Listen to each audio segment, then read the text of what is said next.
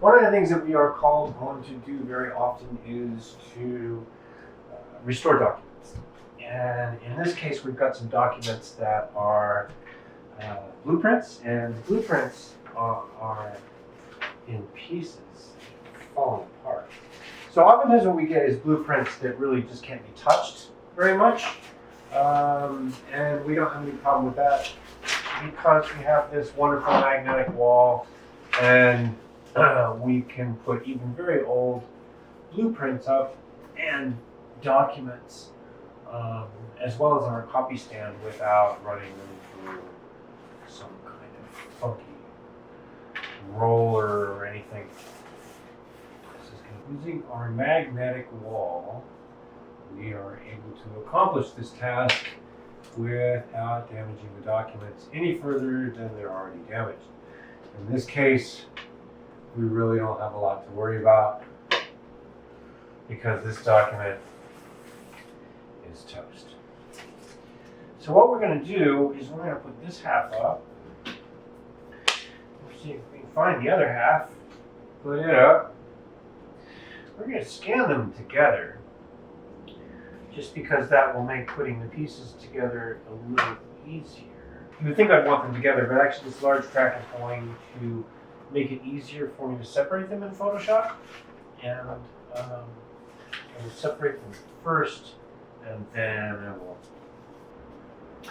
There, I think that might do it. Now, so obviously what I've tried to do here is get this as flat as possible. That's going to make it easier to take out the wrinkles. It's going to make it easier to resize the pieces together so the same size. Now we're ready to focus and then take our shot, and the rest of the work will be done in Photoshop to restore this.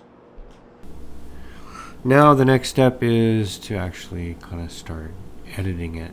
And first things first, we'll need to just crop it. We're going to worry about the size later. Kind of what we want to do now is just sort of straighten it out and get it in place. Take care of that background, separate the maps from the background, take out all the magnets, and then we can actually start restoring it.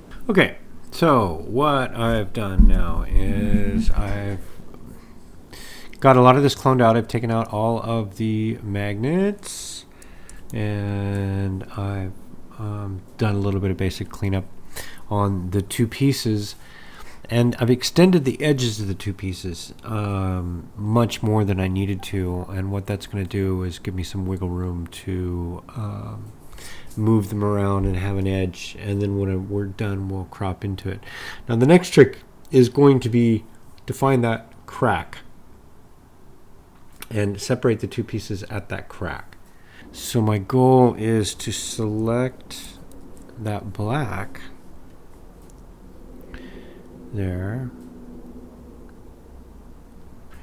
and to get rid of it. And it's probably going to be best done incrementally. It keeps wanting to grab a piece of the drawing. Now I can go into quick mask mode, which I do a lot.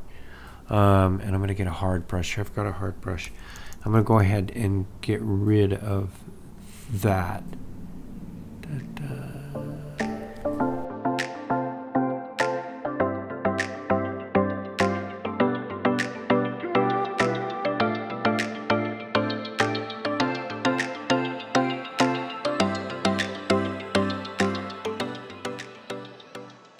So what I'm going to do is take that piece and move it to a new layer. So now you can see I've got the bottom layer and the top layer on two different layers. And what we can do now is we can just use the move tool, the V tool. Move this down.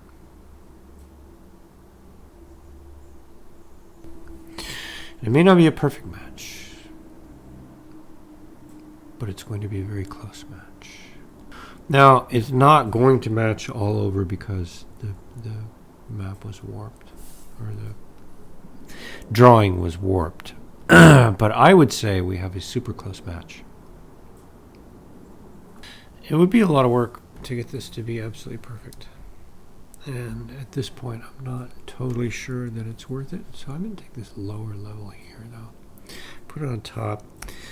And I'm going to use this as a content-aware proximity match sample all layers. And I'm going to fix our little crack here. Okay. Clean up that edge. And it matters because I'm going to crop that in a minute. All right. So that's not going to match up. So I think I'm going to leave it. Okay. You've got this little double line here that's going to disappear for just a minute in that crack. And so that that's really the bulk of it right there. Now, a lot of little things can be done to make this perfect at this point. It just depends on how much time you're willing to spend doing it. Now we've got a pretty clean image of this bridge drawing. And I'm going to run this high pass filter on this. See if that improves the detail. I'm sure it will.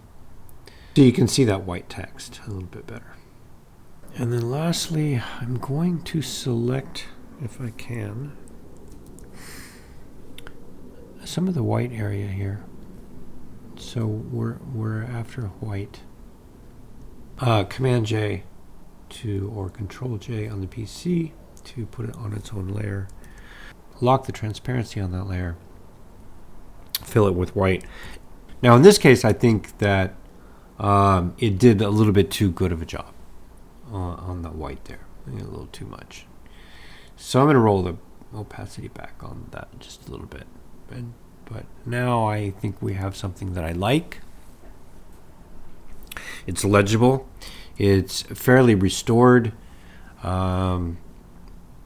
We've got a good crisp image of it. And there you have it.